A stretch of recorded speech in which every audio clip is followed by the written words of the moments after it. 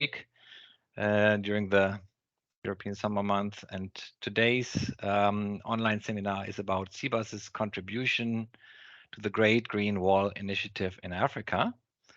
I'll introduce our presenters in a bit. Just to notice, this session will be recorded. So you can turn your camera off if you want to, but by participating, you basically agree to this meeting being recorded. We have a few housekeeping rules. Yeah, so if you have a question, you can always use the chat to ask. If possible, mute your microphone when you're not speaking. And if you want to speak during the Q&A session later, please just raise your hand using this Teams function.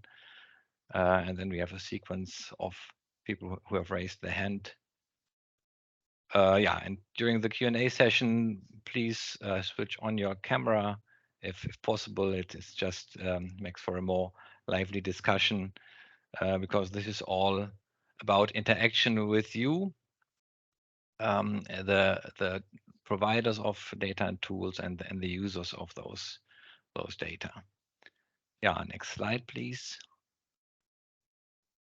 So we end this intro period. And afterwards, after I say a few words about this webinar series, I'll hand over to Professor Amos Kaboba, who will say a few words about the GEO-LDN flagship, because before handing over to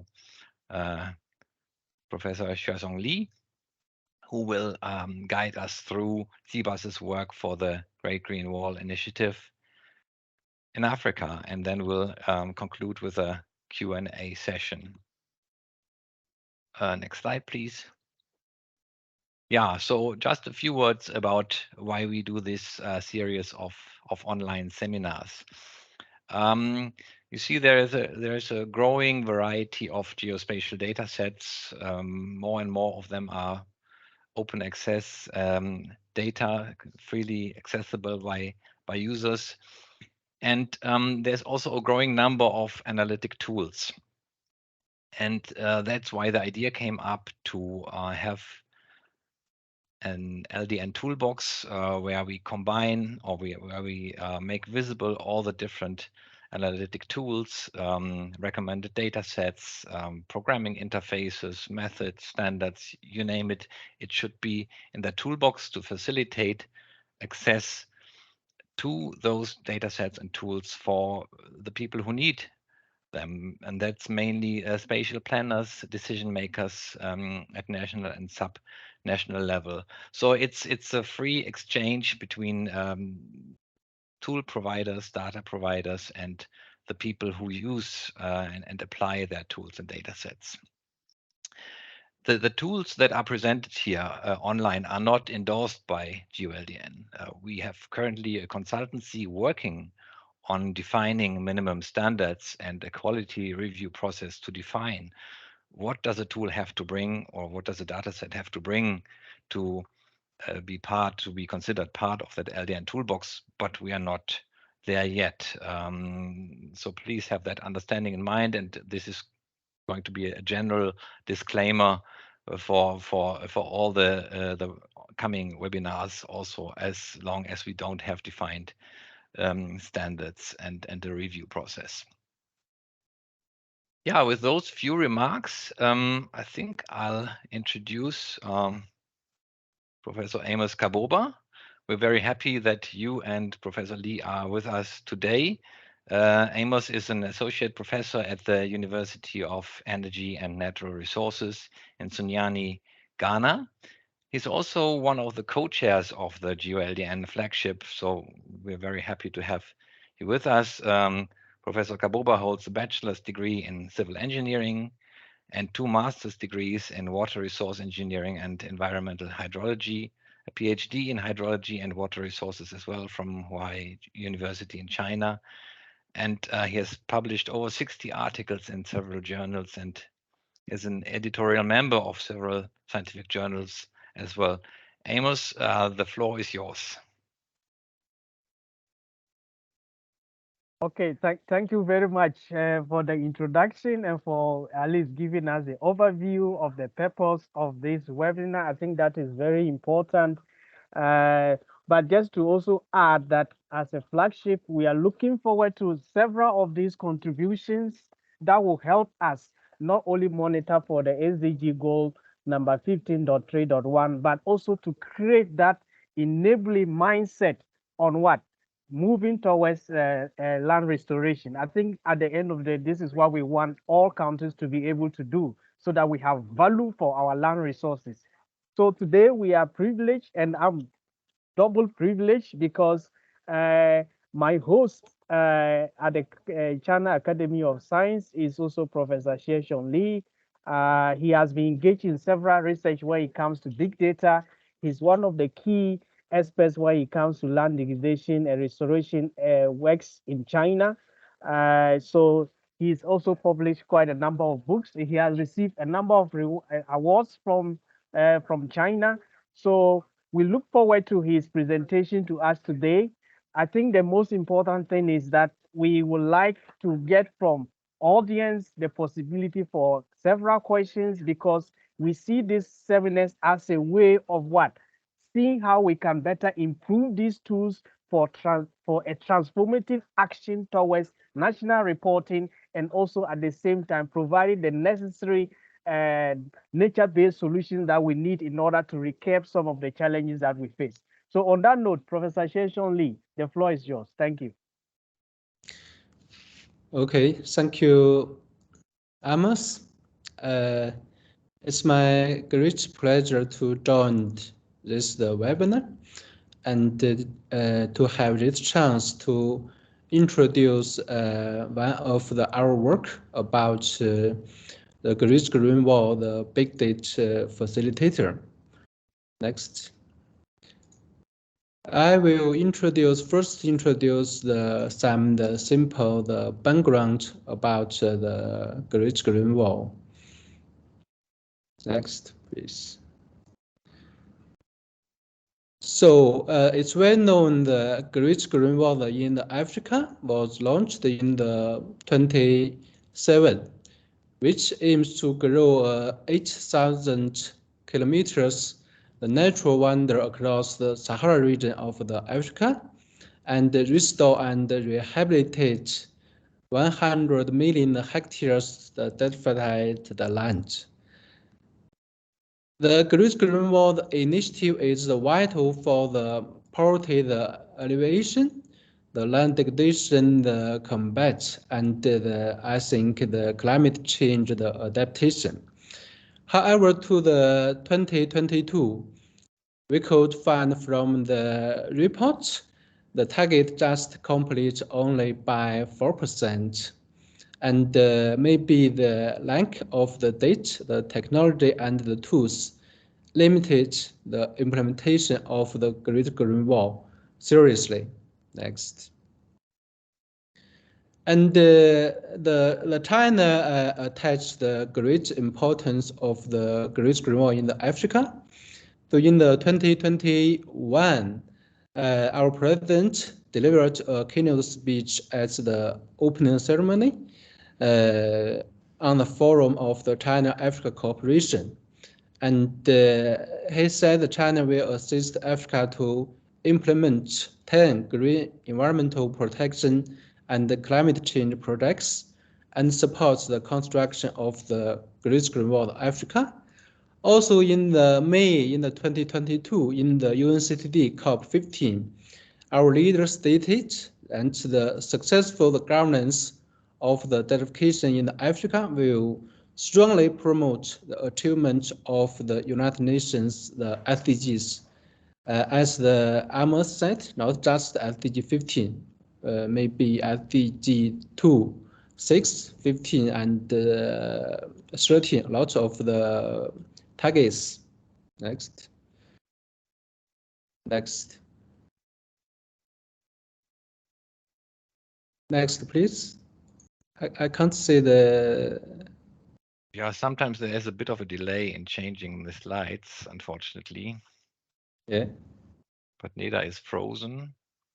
Yes, Nida is frozen. Nida, are you okay? Yeah, sure. Here we go. So I want to use this slide to show why the Great Green Wall Big Data Facilitator is important of such an online tools.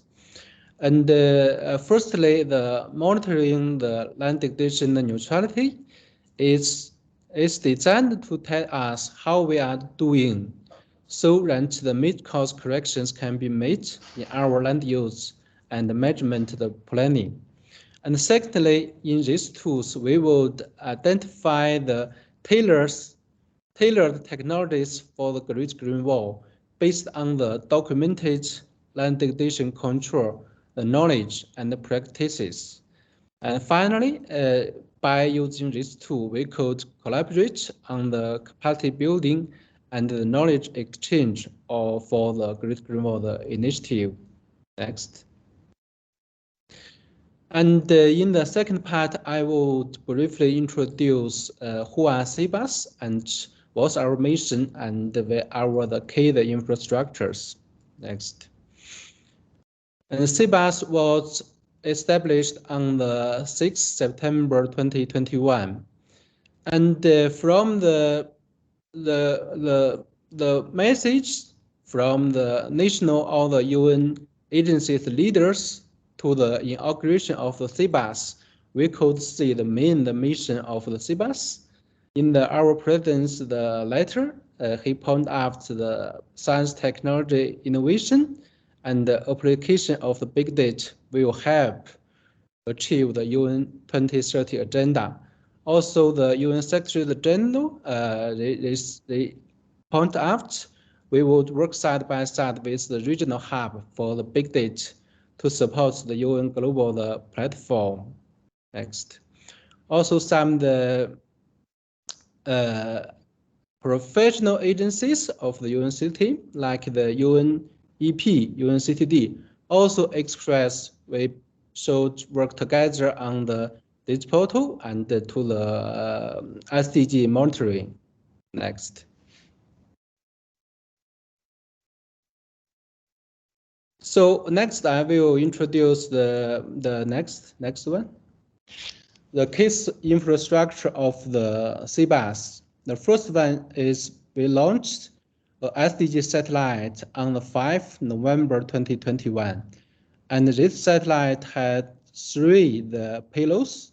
It includes the thermal infrared, the glimmer, and the multispectral. It's with a wide scale, about 300 kilometers, and with a high resolution of the 10 meters. And all the data sets could be accessible since the end of the 2022. It's important the data source for the SDGs. Next.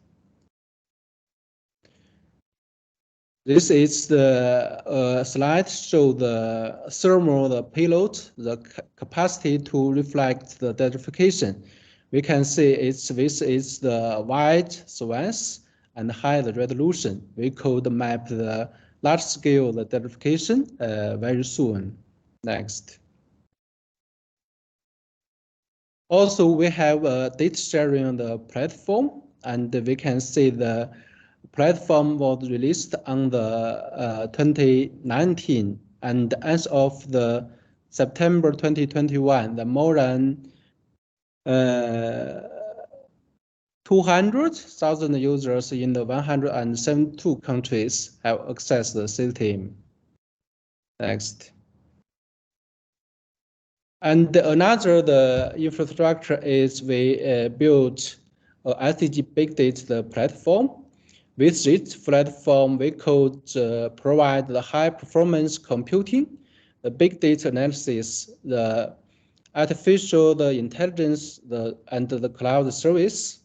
And it could serve as a one-stop the infrastructure for the SDG indicator monitoring and the evaluation. An important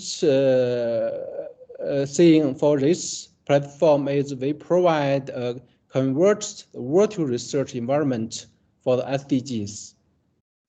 It's very important for the countries which have not which can't access the cloud service and the computing easily, I think.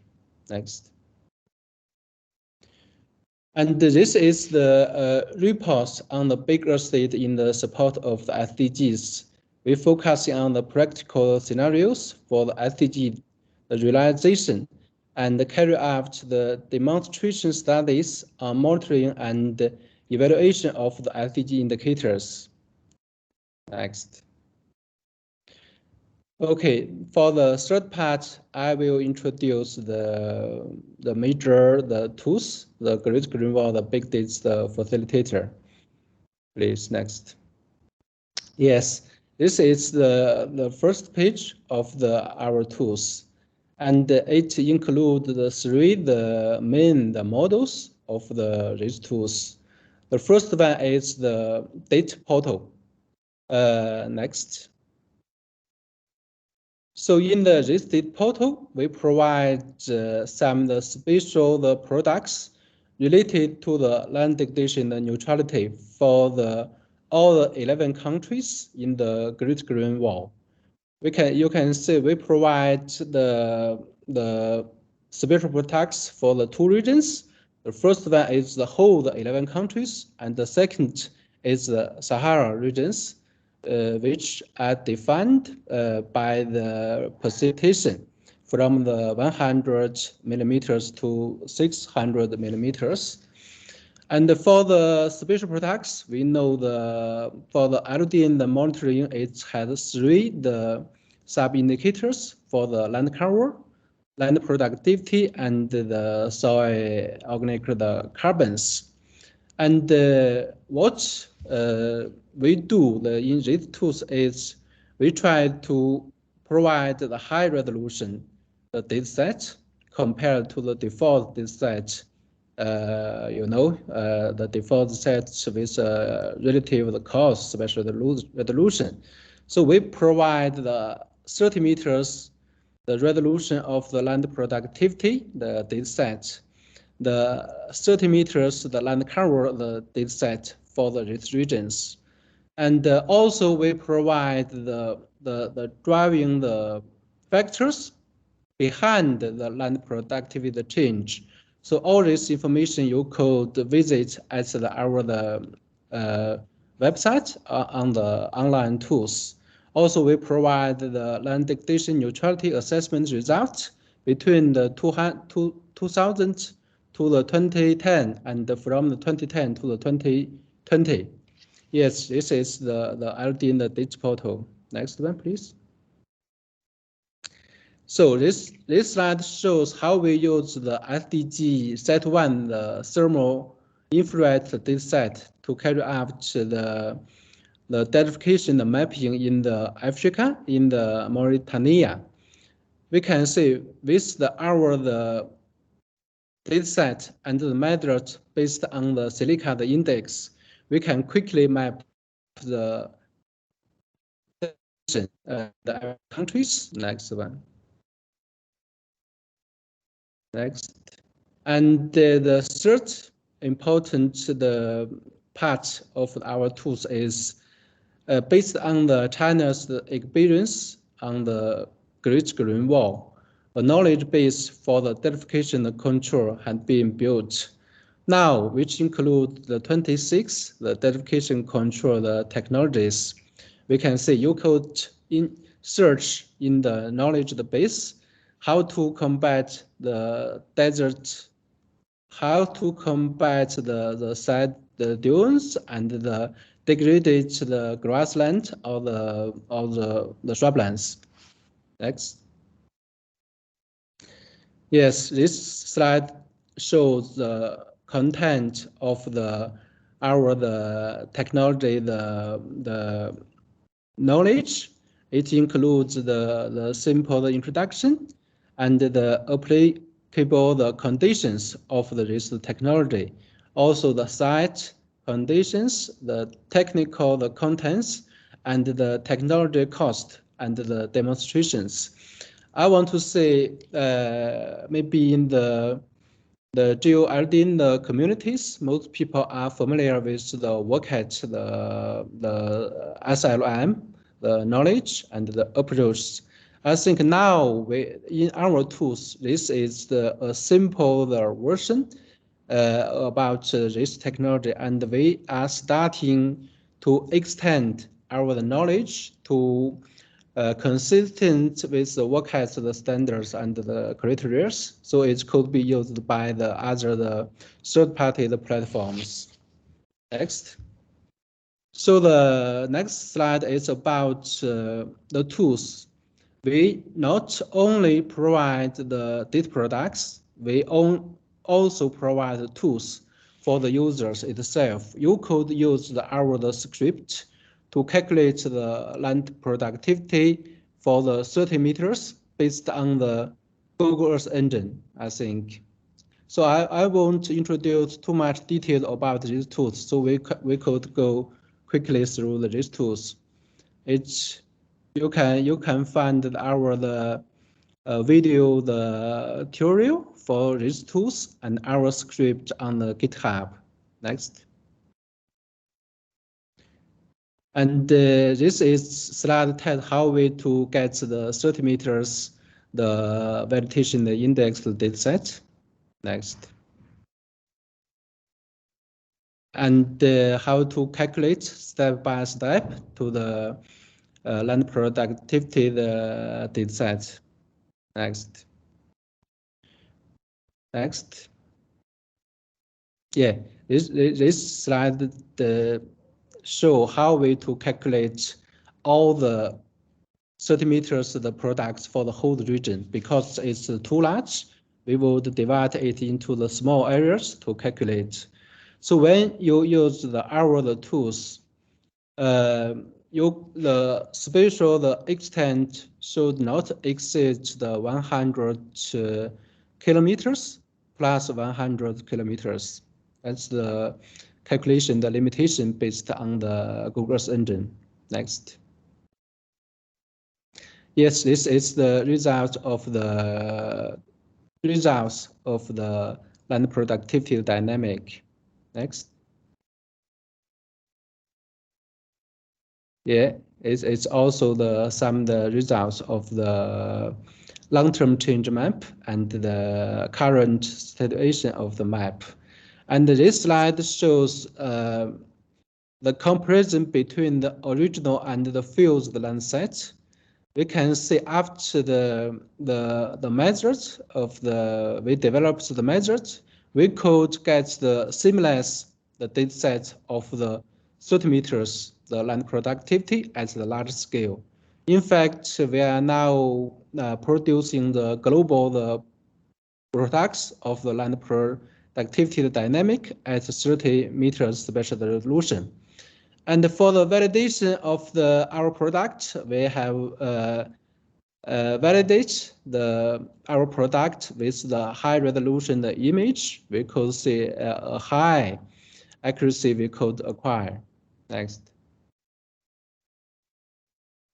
Yeah, this is we show the main land productivity dynamic product comparisons. We could see there's the product from the FEO Earth map, also an old LPD product from the GRC.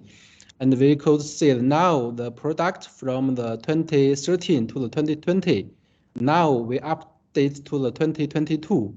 It's the news and the highest spatial resolution the products. Next, please. So this is the highest resolution and the latest time, and we produce for the whole 11 countries for the land productivity the products. So the users could now to inquiry or find and summarize the land productivity about the interest areas. Next.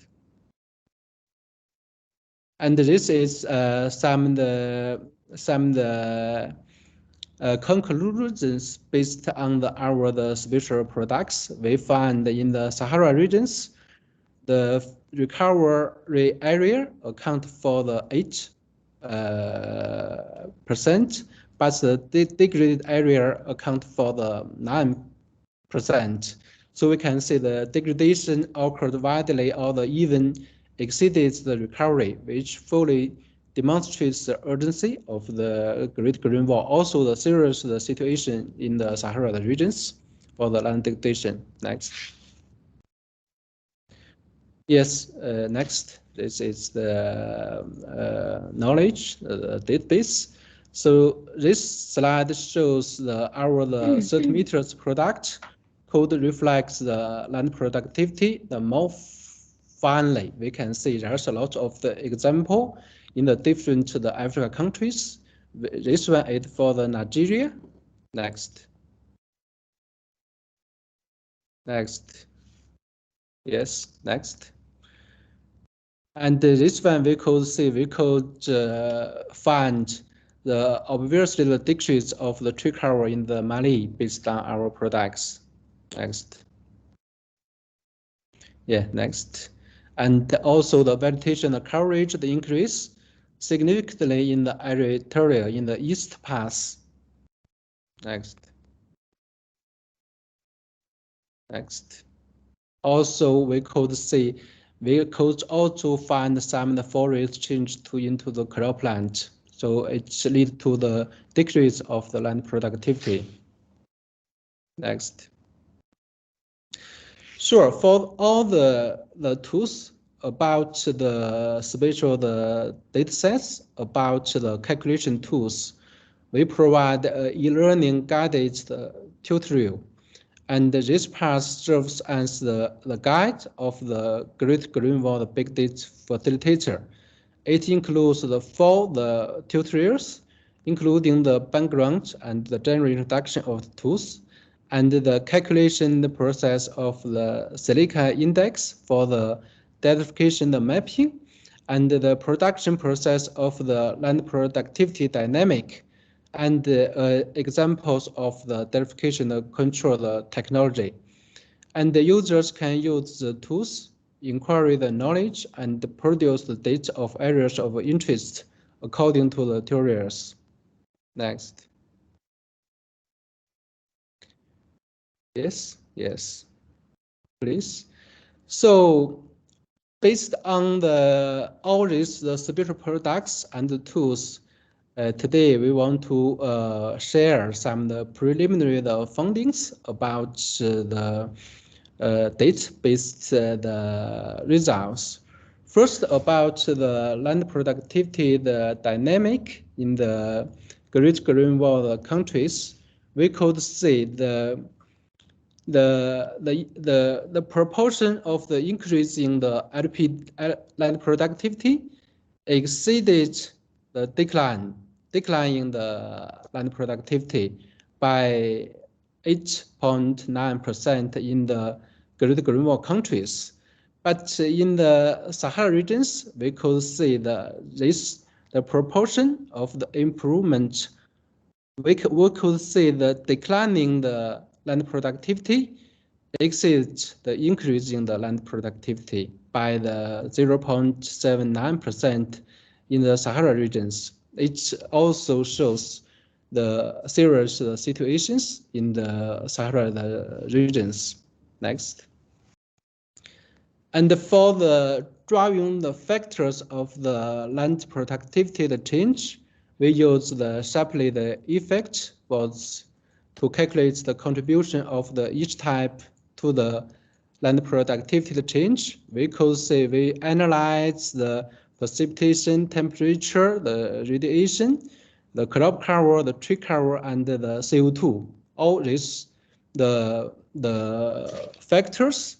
We find, in fact, the human factors only account for nearly the 25% of the land productivity change.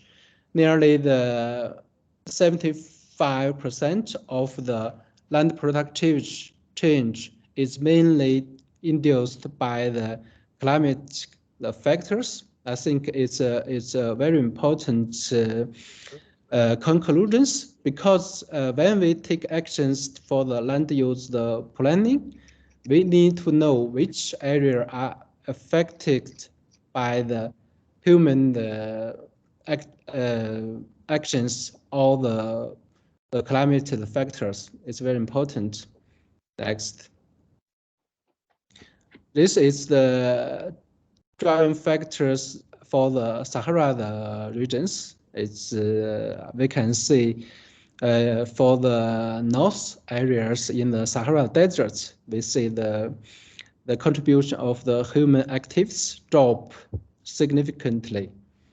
And there's no the tree cover in these regions. So this is we could see the driving factors. It's reasonable for the regions in the big areas. Next. Also, a very interesting point is we analyze the conflict in the Great Green Wall regions, because we all know in these regions the conflict is very serious. So we analyze the conflict, the impact on the land productivity, the dynamic. We use from the points from the UN security websites about the conflict points. Then we make a buffer zone as the contrary the areas. Then we analyze the land productivity, the dynamic, the difference. Next. So the conclusion is we could find the conflict definitely would lead a higher the proportion of the land productivity dynamic with the decreasing the classes. So we can see this is very important conclusions. Next. Yeah, this is just another analysis of the conflict of the impacts. It means it's pass the static test. Next. Also, for the LDN between the different periods, from the 2000 to the 2010, and another period is 2010 to the 2020. We could see that in the whole Great Green Wall regions, the restoration area increased in the second period by the 2.4%, and the degradation area decreased by the 0.48%. It means in the second period, the land degradation neutrality is towards a good direction for the whole areas. But for the Sahara regions, if we take a look at these regions, we could find for the increased areas, we could see just a little bit about the increased areas. And also we could find for the degradation areas, we also observed an increase of the degraded areas. So it again shows the process of the land degradation in the Sahara remains very serious and urgent. Okay, next. So in the future, we would hope to provide the more high quality products for the Great Green Wall based on the CBAS, the infrastructures. And also we hope to work together with the other partners to enhance the application of these online tools. In fact, in the last year, we have launched a partnership with the Pan-Agency of the Great Green Wall. We are now working together on how to combine the local knowledge with the remote sensing based products. Okay, thank you very much. That's all.